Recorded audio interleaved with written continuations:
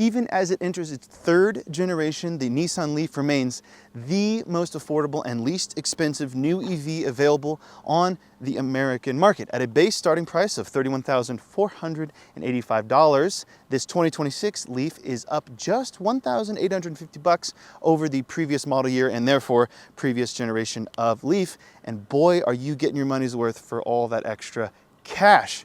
I have to say though, the EV market is in such a different place than when the OG Leaf debuted back for the 2011 model year, and that begs the question, is the people's EV still worth your time and your money in 2026? Well, really only one way to find out.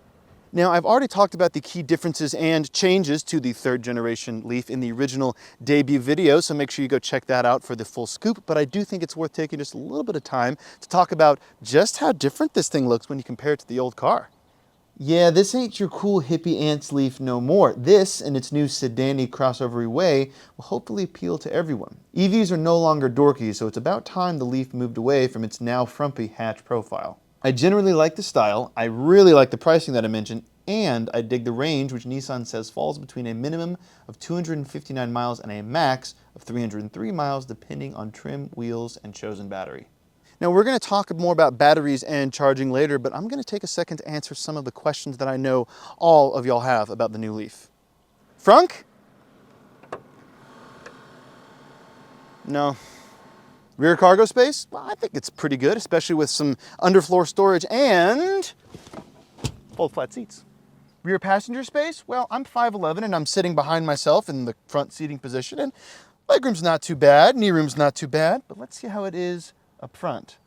Up front, not as good, especially if I'm sitting positioned right now as if I was sitting behind myself.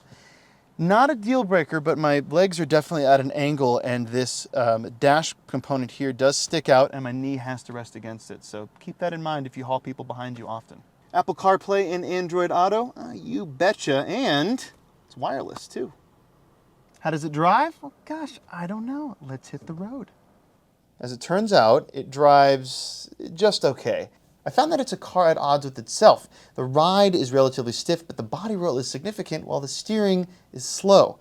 And I promise you, this is all within the context of an electric crossover and not some hot hatch. For myself and my passengers, secondary body motions were the biggest frustration. We hit some broken pavement or even a mild bump, and the chassis would shift on itself with a poor sense of cohesion. We found ourselves jostled and thrown about over surfaces that would just be a mild undulation in other cars. Less sloppy was the regenerative braking, of which there are 5 levels that you can choose from, 4 of which are toggled via the paddles on the steering wheel. The Max E-Step mode, which is toggled via a button on the dash, is Nissan's approximation of one-pedal driving, providing decently strong regen down to around 5 or 6 miles an hour before necessitating driver input. Also good was the single electric motor's power, juiced by the larger 75 kilowatt-hour battery to 214 horsepower and 261 pounds-feet of torque. Now that doesn't sound like much, but it was more than enough to pass and merge at highway speeds and stay there without fuss, even with a full car. So for the most part, everything other than the ride and handling is a significant improvement over the previous generations, with this trim's dual 14.3-inch displays being both nice to interact with and to look at, with an infotainment interface that is intuitive and reactive.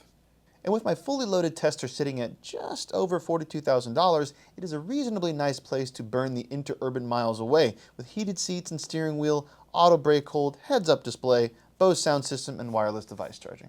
So, is this a glow-up for the Leaf overall? Well, some of it. I'm going to take a hard stance here. If you care about how a car drives and handles at all, I really think you need to take an extended test drive of this at the very least. There are definitely some issues you need to be aware of.